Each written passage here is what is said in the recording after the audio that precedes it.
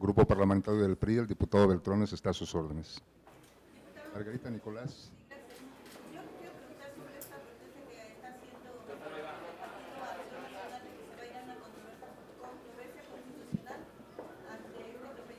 Cometieron ustedes los priistas al avalar las reformas al IMSS y la ley minera, que porque eso fue el acuerdo que esto estaba pactado hasta septiembre, una vez que inicie el próximo periodo, y también pues que van a reconsiderar si permanecen o no en el pacto por estas actitudes de ustedes, los diputados, y del gobernador de Veracruz. Bueno, primero muchas gracias y sobre todo por la paciencia de esperar a que terminara esta larga sesión que ha sido enormemente productiva. En Cámara de Diputados, en esta legislatura, y se ha comprobado, legislamos no a contentillo de algunos grupos que representan ciertos intereses, sino cuidamos el interés general de la nación. Las reformas que se han llevado a cabo, sobre todo en materia de telecomunicaciones, el día de hoy, en minería y también en el Seguro Social, buscan resolver graves problemas que México tiene por no haber ingresado desde hace años a la modernidad. No nos detendrán lo que son las opiniones aisladas o los chantajes que pudieran tener algunos de los grupos de interés que legítimamente interactúan en la Cámara de Diputados o en el Congreso en general. El Pleno de la Cámara de Diputados, como el Pleno de la Cámara de Senadores, muestran su soberanía cuando votan alrededor de una decisión que no necesariamente tiene que ser avalada por una comisión. Eso lo hemos demostrado 1, 2 y 3 veces. Y sobre todo, quienes cubren la fuente del Congreso lo saben muy bien. El día de hoy, incluso, sin pasar por comisión, pero por decisión del Pleno, es que nosotros vimos la minuta del Senado de la República en materia de telecomunicaciones que fue reformada o adicionada en el Senado de la República. Esa es la facultad del Pleno. Eso lo sabe hasta un niño. No lo puede ignorar un legislador, sobre todo que tenga experiencia. Es posible que sea un recurso retórico el de ir a una controversia, no obstante que el Pleno de la Cámara se muestra contundente alrededor de una decisión. Eso no tiene ni tan siquiera el valor de la discusión. Quizá lo que tendríamos que recomendarle a algunos de ellos, que además de las malas clases de oratoria, tomaran buenas clases de técnica legislativa. Acá. Yo quisiera que me explicara un poquito qué pasó ahorita en el Pleno, por qué se va a regresar específicamente la reforma en materia de telecomunicaciones al Senado y cuál es, bueno, más bien, qué fue lo que se le modificó para que se regrese al Senado. Gracias. Bueno, como ustedes saben, Cámara de Diputados fue la Cámara de origen de una reforma constitucional elaborada en el seno del Pacto por México y suscrita por la mayoría de las fuerzas políticas que interactúan en Cámara de Diputados. Nuestra minuta fue revisada en Cámara de Senadores. Cámara de Senadores la enriqueció después de una consulta y varios foros que llevaron a cabo en apoyo a perfeccionar la misma. La ha recibido Cámara de origen, que es la Cámara de Diputados, y solamente le ha hecho una modificación para hacer precisiones todavía mayores que la vuelvan la reforma constitucional más contundente. Cámara de Senadores tendrá la oportunidad, al igual que lo hicimos nosotros, de poner a disposición el próximo lunes del Pleno esta minuta con una sola modificación. Cámara de Senadores ya no podrá de ninguna manera resolver algo distinto a lo que únicamente nosotros modificamos. Esa es técnica legislativa, de tal suerte que entre lunes y martes, en primera y segunda lectura, deberán de resolver sobre la modificación en Cámara de Diputados. ¿Perdón? Es una modificación al artículo 28, que es de precisión de técnica legislativa.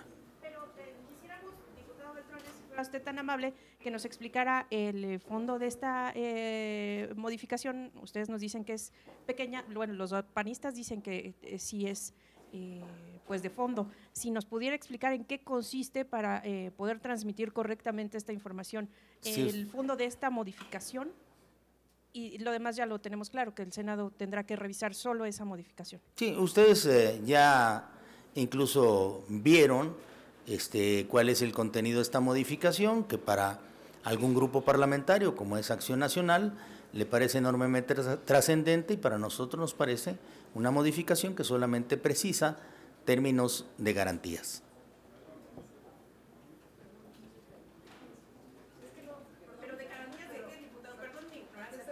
Por favor, pero… Sí, pero habría que preguntarle al Partido Acción Nacional en dónde cree que está la profundidad de su modificación, que ha sido obsequiada por nosotros, a fin de que esta reforma constitucional no se detenga y no estén evitando que pase a las legislaturas de los estados y pueda ser votada por la mitad más uno de los congresos locales. ¿Se puede detener en el Senado? Se pueden hacer muchas cosas, pero creo que no hay materia para detenerlo. Diputado, ¿qué fue? Justamente para evitar que se detenga esta reforma, se habló en estas horas tal vez con los senadores para ponerse de acuerdo, que también ellos no estén de acuerdo, que también ellos estén de acuerdo con esta pues, pequeña modificación de la que se habla, y que por esta modificación que se hizo se detenga. ¿Se habló con los senadores? Sí, claro. Se ha conversado constantemente con los distintos grupos parlamentarios que interactúan en Cámara de Senadores, lo hemos hecho con responsabilidad. Recordemos que inicialmente había un sinnúmero de reservas que podían llegar a alcanzar hasta 10 de ellas. Reservas que tenía el Partido de la Revolución Democrática, el Partido Acción Nacional, Movimiento Ciudadano o el Partido del Trabajo, el Partido Verde y el PRI. No obstante, en el diálogo coincidimos que aun cuando no estuviéramos completamente de acuerdo con lo que se modificó en Cámara de Senadores, era importante que tuviéramos una reforma constitucional que preserve el espíritu de la modernización en esa materia. Y es por ello que la mayoría de los grupos parlamentarios se allanó en esas reservas. Algunas de ellas giraban incluso por rescatar en buena parte lo que se piensa se pierde de fortaleza en la autonomía cuando se crea un descentralizado, pero entendiendo que el descentralizado también puede adquirir autonomía, sobre todo por los diferentes fallos que han existido en la Suprema Corte de Justicia, es que desistimos de seguir haciéndole modificaciones a esta minuta, y solamente una de ellas fue la que subsistió por insistencia reiterada por parte del grupo parlamentario del Partido Acción Nacional, que es la que hemos comentado hace un momento. Diputado, de este lado, David Martínez, de Sin embargo, me gustaría saber qué fue lo que obtuvo el PAN a cambio de esta insistencia que usted menciona, debido a que pues, fueron días de intensa negociación. Por la tarde también lo vimos platicando constantemente con el diputado Villarreal. ¿Qué fue lo que estaba en tela de juicio y lo que se logró negociar y obtener el PAN con esto? Lo que se obtuvo no lo obtuvo nada más el Partido Acción Nacional, sino lo recibimos todos los que creemos en las bondades de una reforma constitucional como la que estamos comentando en materia de telecomunicaciones y que verdaderamente es histórica. El destrabar lo que es esta minuta, enviarla en una negociación abierta y compartida con los principales grupos parlamentarios de Cámara de Diputados para que ellos entre el lunes y martes la procesen de forma definitiva y vaya a dar la vuelta en el constituyente permanente a conseguir más de la mitad de los congresos estatales. ¿No hubo nada a cambio? Sí, claro, hubo a cambio que México sale ganando. Diputado, yo quisiera preguntarle, a ver si me hace favor de precisarme, también alguna duda en la ley minera. el impuesto ese de 4%, 5%, ¿es para el no mineral? Para el mineral, sí, para el mineral que se extrae o el pago, o se aumenta el pago por hectárea que hacen las empresas mineras. No, es distinto. Desde hace decenas de años la ley minera no sufría modificación en este rubro. Por cierto, es simplemente para corregir lo que algunos abordaron en la tribuna. No se trata de la ley de derechos, se trata de la ley minera. Y ahí hay un aprovechamiento, y el aprovechamiento es del 5% sobre las utilidades que consiguen los que pues explotan el subsuelo de la nación. Hay quienes dicen que ya en esa actividad pagan muchos impuestos, de ICR o impuesto al valor agregado. Pues eso nomás faltaba, que no pagaran ICR o impuesto al valor agregado. Aquí de lo que se trata es de que un pequeño porcentaje de las utilidades, de las enormes utilidades que se puedan conseguir por el usufructo de un bien nacional, que son los minerales, se quede en los estados y en los municipios en donde se hace la explotación, en donde hasta hoy en día, solamente cuando uno encuentra una compañía sumamente consciente de que puede generar un daño alrededor, lo subsana con generosidad.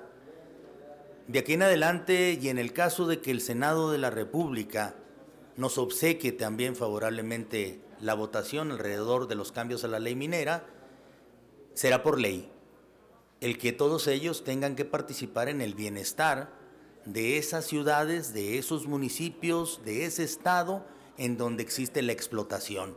Esto sucede en todo el mundo. En México se había tardado en hacerse la modificación. Es el 5%. Diputado, buenas tardes. Buenas tardes. Rodríguez de Notimex. Yo quisiera preguntarle el lunes cuáles son los temas que se va a tratar en la sesión que acaban de citar. Y por otro lado, Villarreal dijo hace rato que ya era hasta absurdo preguntar por el consejero sustituto al doctor Sergio García Ramírez. ¿Qué opinión le merece esta situación y si sí va a salir este tema en la sesión próxima? Gracias. El próximo lunes seguiremos insistiendo en generar el consenso necesario para poder garantizar una votación de 2/3 partes a fin de elegir a uno de los consejeros que le hace falta al Instituto Federal Electoral a la brevedad, como dice la ley, y de esa manera cumplir con responsabilidad nuestra obligación de no dejar al Consejo del IFE incompleto, sobre todo en circunstancias de que pueda vivir, como en otros tiempos, votaciones empatadas.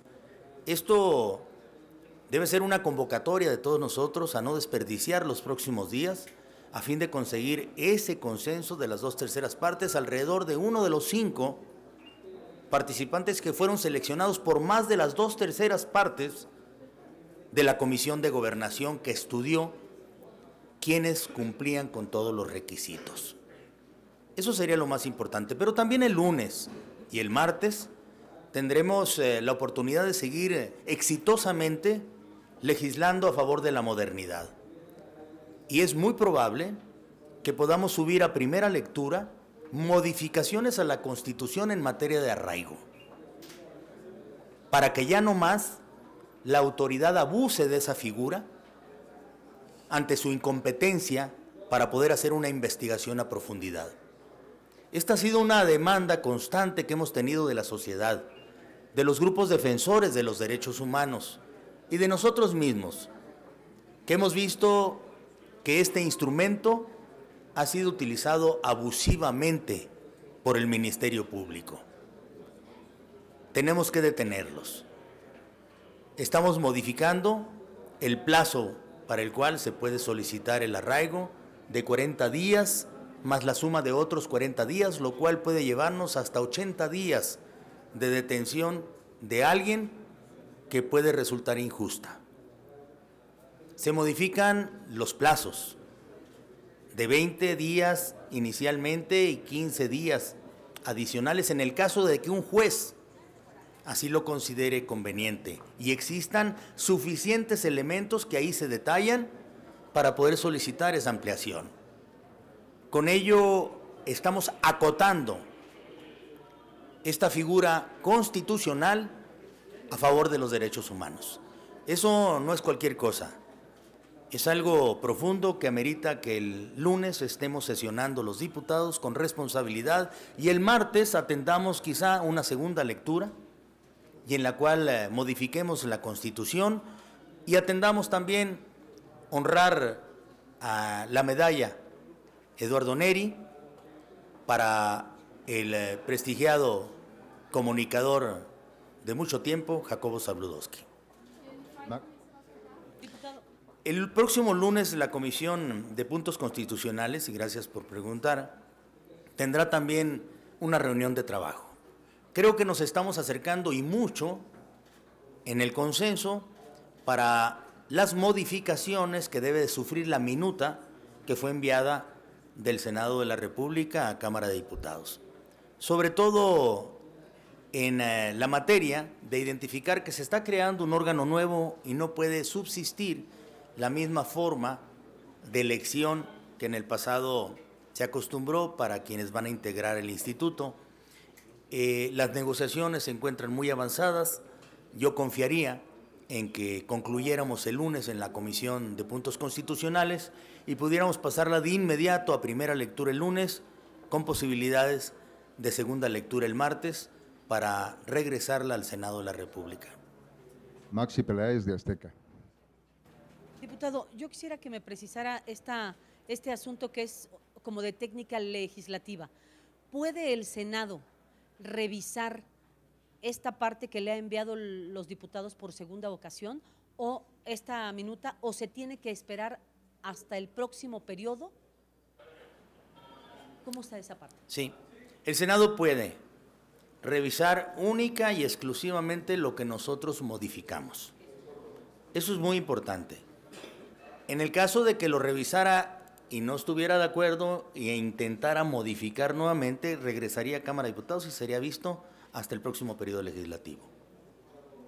Pero en el caso en el que ellos se allanen, al igual que nosotros lo hicimos, con sus modificaciones que ellos instrumentaron a nuestra minuta, responsablemente para tener ya una reforma constitucional, pasaría de inmediato a los congresos locales. Y otra precisión, ¿podría el Senado en este caso, digo, si ya no podrían modificar en este periodo este cambio que ustedes hicieron, podría entonces entrar esta reforma con lo ya aprobado, excepto a la modificación del 28?